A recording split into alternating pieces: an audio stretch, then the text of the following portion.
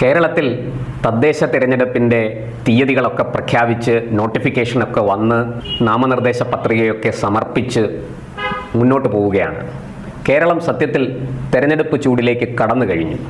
ഈ ചൂട് പക്ഷേ കേരളത്തിൽ മാത്രമല്ല, അങ്ങ് ഡൽഹിയിലും ആ ചൂട് എത്തിയിട്ടുണ്ട്. കാരണം തിരുവനന്തപുരം നഗരസഭയാണ്. തിരുവനന്തപുരം കോർപ്പറേഷൻ ആര് പിടിക്കും എന്ന ചോദ്യമാണ് ഇപ്പോൾ ഉയരുന്നത്. LDFനെ സംബന്ധിച്ചിടത്തോളം അഭിമാന പോരാട്ടമാണ്. നിലവിൽ അവർ ഭരിച്ചുകൊണ്ടിരിക്കുന്ന നഗരസഭയാണ്. എത്രയോ വർഷങ്ങളായി, പതിറ്റാണ്ടുകളായിട്ട് LDFൻ്റെ മേയറാണ് തിരുവനന്തപുരത്ത് നഗരസഭ ഭരിക്കുന്നത്. അതിന് ഇക്കുറി ഒരു മാറ്റം വരുമോ എന്ന ഭയം അവർക്കുണ്ട്. അതുകൊണ്ട് തന്നെ അങ്ങ് ഡൽഹിയിലെ AKG ഭവനിൽ വരെ അതിൻ്റെ ചൂട് മാറ്റൊലി എത്തിയിട്ടുണ്ട്.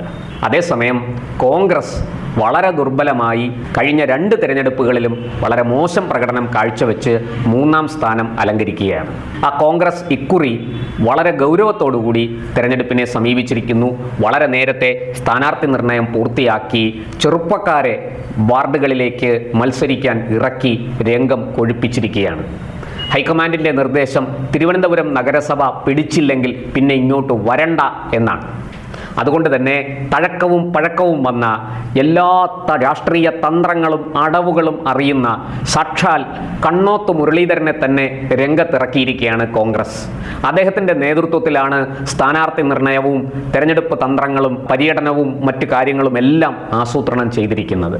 BJP ആകട്ടെ കഴിഞ്ഞ 2 ടേമുകളായിട്ട് 2015-ലും 2020-ലും 35 സീറ്റുകൾ വീതം നേടി വലിയ വെല്ലുവിളിയാണ് LDFന് ഉയർത്തിയത്.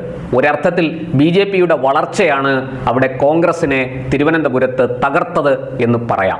കോൺഗ്രസ് തിരുവനന്തപുരം നഗരസഭയിൽ ഒന്നും അല്ലാതായി മാറിയതിന് കാരണം BJPയുടെ വളർച്ചയാണ് എന്ന് കഴിഞ്ഞ 10 വർഷത്തെ തിരുവനന്തപുരത്തിൻ്റെ രാഷ്ട്രീയ ചരിത്രം പരിശോധിച്ചാൽ നമുക്ക് മനസ്സിലാകും. ഇവിടെ ഇപ്പോൾ ശക്തമായ ത്രികോണ മത്സരമാണ് തിരുവനന്തപുരത്ത് നടക്കുന്നത് എന്നൊക്കെ മാധ്യമങ്ങൾ പറയുന്നുണ്ട്.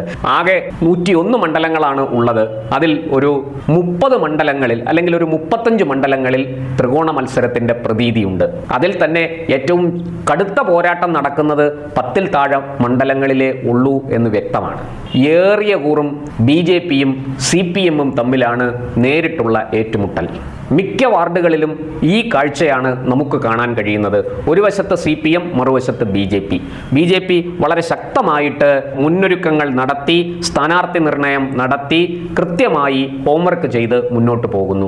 35 സീറ്റുകളിൽ ജയിച്ചത് മാത്രമല്ല, ലോക്സഭാ തെരഞ്ഞെടുപ്പിൽ രാജീവ് ചന്ദ്രശേഖർ 3 നിയമസഭാ മണ്ഡലങ്ങളിൽ, 4 നിയമസഭാ മണ്ഡലങ്ങൾ ചേരുന്നതാണ് തിരുവനന്തപുരം നഗരസഭയെങ്കിലും 3 നിയമസഭാ മണ്ഡലങ്ങളിൽ വ്യക്തമായ മേൽക്കൈ രാജീവ് ചന്ദ്രശേഖറിന് BJPക്ക് ഉണ്ടായിരുന്നു. കഴക്കൂട്ടം, വട്ടിയൂർക്കാവ്, നേമത്ത് മികച്ച ഭൂരിപക്ഷത്തിലാണ് എത്തിയത്. സാധാരണ കഴക്കൂട്ടത്തും വട്ടിയൂർക്കാവിലുമൊക്കെ തിരഞ്ഞെടുപ്പുകൾ വരുമ്പോൾ, ലോക്സഭാ തെരഞ്ഞെടുപ്പിലൊക്കെ BJP ലീഡ് ചെയ്യുമെങ്കിലും തദ്ദേശ സ്ഥാപനങ്ങളിലേക്കും അതുപോലെ നിയമസഭയിലേക്കും തിരഞ്ഞെടുപ്പ് വരുമ്പോൾ BJP ഇവിടെയൊക്കെ പുറകിലേക്ക് പോകുന്ന കാഴ്ചയാണ് പൊതുവെ കണ്ടുവരുന്നത്. ഇക്കുറി അതിനൊരു മാറ്റം വരുത്താൻ BJP കിണഞ്ഞു പരിശ്രമിക്കുന്നു. കഴക്കൂട്ടത്തും വട്ടിയൂർക്കാവും BJPയുടെ തെരഞ്ഞെടുപ്പ് പ്രചാരണ പരിപാടികളിൽ അത് ദൃശ്യമാണ്. സ്ഥാനാർത്ഥി നിർണയത്തിലും അത് വ്യക്തമായിരുന്നു. ഒരു മികച്ച സ്ഥാനാർത്ഥിയെ, ഒരു മികച്ച വ്യക്തിയെ ആണ് സമൂഹത്തിൽ ഉന്നത സ്ഥാനം അലങ്കരിച്ചിരുന്ന, ഉന്നത പദവി വഹിച്ചിരുന്ന ശ്രീലേഖ IPS, ആദ്യത്തെ വനിതാ DGP ആയ ശ്രീലേഖ IPSനെയാണ് തിരുവനന്തപുരം നഗരസഭ മേയറായിട്ട് ഉയർത്തി കാണിച്ച് നഗരസഭ പിടിക്കാൻ വേണ്ടി BJP രംഗത്തിറക്കിയിരിക്കുന്നത്. അതേസമയം കോൺഗ്രസിനാകട്ടെ CPMനാകട്ടെ കൃത്യമായി ഒരു മേയർ സ്ഥാനാർത്ഥിയെ അങ്ങനെ ഉയർത്തി കാണിക്കാൻ കഴിഞ്ഞിട്ടില്ല. CPM തങ്ങളുടെ സംഘടനാ സംവിധാനം കൊണ്ടും തിരുവനന്തപുരം നഗരത്തിൽ ഏറ്റവും കൂടുതലുള്ളത് സർക്കാർ ജീവനക്കാരാണ്. അവരിലേറിയ പങ്കും LDFൻ്റെ, CPMൻ്റെയും CPIയുടെയും ഒക്കെ പോഷക സംഘടനകളിൽ പെട്ടവരാണ്. അതുകൊണ്ട് അവരുമായി ബന്ധപ്പെട്ട ആൾക്കാരുടെ വോട്ടുകൾ ഞങ്ങൾക്ക് സമാഹരിക്കാൻ പറ്റും എന്ന ആത്മവിശ്വാസത്തിലാണ്.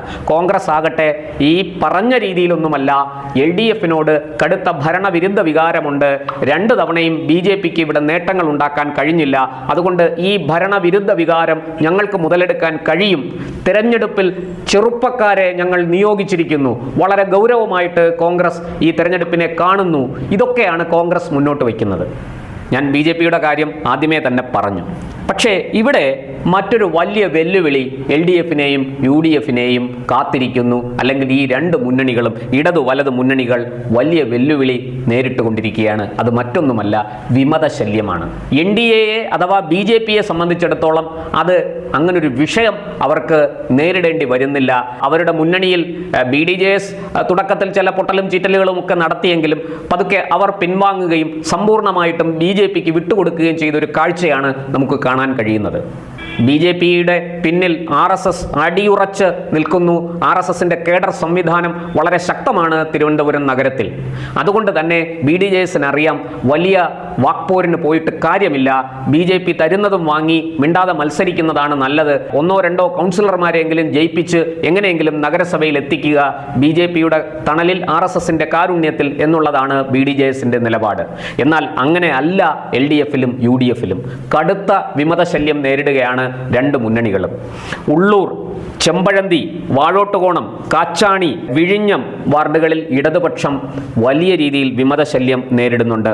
ഉള്ളൂർ, ആറ്റിപ്ര, പൗണ്ടുകടവ്, വിഴിഞ്ഞം, പുഞ്ചക്കരി, കഴക്കൂട്ടം, മണ്ണന്തല വാർഡുകളിലാണ് UDF വിമതശല്യം നേരിടുന്നത്. ഇവിടെയെല്ലാം ഇവർക്കെതിരെ ഇവരുടെ പാർട്ടിയിൽ തന്നെ മുമ്പ് പ്രവർത്തിച്ചിരുന്ന ആൾക്കാർ അതത് മുന്നണികൾക്കെതിരെ വിമതരായി രംഗത്ത് വന്നിരിക്കുന്നു. ഞാൻ എല്ലാവരുടെയും പേര് വിവരങ്ങളിലേക്കൊന്നും പോകുന്നില്ല. അതുപോലെ തന്നെ ഘടകകക്ഷികൾ തമ്മിലും മത്സരിക്കുന്നു. UDFൽ മുസ്ലിം ലീഗിനെതിരെ കോൺഗ്രസ് മത്സരിക്കുന്നുണ്ട്, കോൺഗ്രസിനെതിരെ ലീഗും സ്ഥാനാർത്ഥിയെ നിർത്തിയിട്ടുണ്ട്. LDFലും അത്തരത്തിലുള്ള ചില്ലറ അസ്വാരസ്യങ്ങളൊക്കെ ഉണ്ടെങ്കിലും CPMനെ ഭയന്ന് പലരും പിൻവാങ്ങി ഒതുങ്ങിയിരിക്കുകയാണ്. പക്ഷേ ഈ മിണ്ടാതെ ഒതുങ്ങിയിരിക്കുന്ന ആൾക്കാർ എങ്ങനെയൊക്കെ തെരഞ്ഞെടുപ്പിൽ അടിയൊഴുക്കുകൾ സൃഷ്ടിക്കും എന്ന് നമുക്ക് ഇപ്പോൾ പറയാൻ കഴിയില്ല. തെരഞ്ഞെടുപ്പ് ഫലം വന്നു കഴിഞ്ഞാൽ മാത്രമേ നമുക്ക് അതിനെക്കുറിച്ച് പറയാൻ സാധിക്കുകയുള്ളൂ എന്നുള്ളതാണ് ഇതിനകത്തുള്ള മറ്റൊരു രഹസ്യം. എന്തായാലും ഈ പറഞ്ഞതുപോലെ സ്വതന്ത്രരായി തങ്ങളുടെ പാർട്ടിക്കാർ തന്നെ രംഗത്തിറങ്ങിയത് LDFനെ പ്രത്യേകിച്ചും CPMനെ വലിയ പ്രതിരോധത്തിലാക്കിയിട്ടുണ്ട്. ഉള്ളൂരിൽ ദേശാഭിമാനിയുടെ ബ്യൂറോ ചീഫായിരുന്ന R ശ്രീകണ്ഠൻ അദ്ദേഹം മത്സരിക്കുകയാണ് പാർട്ടിക്കെതിരെ. അതുപോലെ കണ്ണമൂലയിൽ നേരത്തെ പാർട്ടിയുടെ സജീവ പ്രവർത്തകനായിരുന്ന പ്രസ് ക്ലബിൻ്റെ മുൻ പ്രസിഡന്റ് കൂടിയായ രാധാകൃഷ്ണൻ, M രാധാകൃഷ്ണൻ അവിടെ പാർട്ടിക്ക് റിബലായി മത്സരിക്കുന്നു. വലിയ സ്വാധീനം ആ വാർഡിൽ, ആ പ്രദേശത്ത് ഉള്ള വ്യക്തിയാണ് രാധാകൃഷ്ണൻ. പഴയ VS ഗ്രൂപ്പുകാരനാണ് രാധാകൃഷ്ണൻ. അതുകൊണ്ട് തന്നെ രാധാകൃഷ്ണൻ്റെയും ശ്രീകണ്ഠൻ്റെയും ഒക്കെ മത്സരം, അവരുടെ കടന്നുവരവ്, സ്വതന്ത്ര സ്ഥാനാർത്ഥിയായുള്ള അവരുടെ രംഗപ്രവേശം പാർട്ടിയെ വലിയ സമ്മർദ്ദത്തിലാക്കിയിട്ടുണ്ട്. അതുപോലെ പല സ്വതന്ത്രന്മാരെയും ഭീഷണിപ്പെടുത്തി പിന്തിരിപ്പിക്കാൻ CPMന് സാധിച്ചു. പക്ഷേ ചിലരെ പിന്തിരിപ്പിക്കാൻ സാധിച്ചിട്ടില്ല. രാധാകൃഷ്ണനെയും ശ്രീകണ്ഠനെയും പോലെയുള്ള ആൾക്കാരെ പിന്തിരിപ്പിക്കാൻ സാധിച്ചിട്ടില്ല. അതിന് പാർട്ടി വലിയ വില കൊടുക്കേണ്ടി വരും എന്ന് പൊതുവെ സംസാരമുണ്ട്. എന്തായാലും ഈ സീറ്റ് തർക്കത്തിൽപ്പെട്ട് കുറച്ചു പേരെങ്കിലും വിമതരായി മത്സരിക്കാൻ CPMനുള്ളിലും കോൺഗ്രസിനുള്ളിലും തയ്യാറായിട്ടുണ്ട്. പക്ഷേ BJPയിൽ അത്തരമൊരു പ്രശ്നമില്ല. അവിടെ ഉണ്ടായിരുന്ന പ്രശ്നങ്ങളൊക്കെ പറഞ്ഞു തീർത്ത് അവർക്ക് ഒറ്റക്കെട്ടായിട്ട് മത്സരിക്കാൻ കഴിയുന്നുണ്ട് എന്നുള്ളതാണ്. ഇത് നഗരസഭയുടെ ഒരു ഏകദേശ ചിത്രമാണ്. നമുക്ക് കൂടുതൽ വിവരങ്ങളുമായിട്ട് പിന്നാലെ വരാം. പക്ഷേ ഇതുവരെയുള്ള ഒരു ഒന്നാം ഘട്ട തിരഞ്ഞെടുപ്പ് പ്രചാരണ പ്രവർത്തനങ്ങൾ അവസാനിച്ചു കഴിഞ്ഞു. നാമനിർദ്ദേശ പത്രികയൊക്കെ സമർപ്പിച്ചു. അത് പിൻവലിക്കാനുള്ള സമയം കഴിഞ്ഞു. ഇപ്പോൾ സ്ക്രൂട്ടനിയൊക്കെ നടന്ന് എനിക്ക് തോന്നുന്നു ഒരുവിധം ചിത്രം തെളിഞ്ഞു കഴിഞ്ഞു. തിരുവനന്തപുരം നഗരസഭയിൽ ആര്, എവിടെ, എങ്ങനെ, എന്തൊക്കെ എന്നൊക്കെയുള്ള ചിത്രം വളരെ വ്യക്തമാണ്.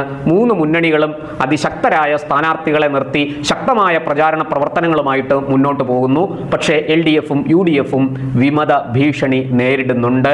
വിമത ശല്യം രണ്ട് മുന്നണിയെയും ബാധിച്ചിട്ടുണ്ട്. എന്നാൽ BJPക്ക് പറയത്തക്ക വെല്ലുവിളി ആ കാര്യത്തിൽ ഇല്ല എന്ന് വ്യക്തമാണ്.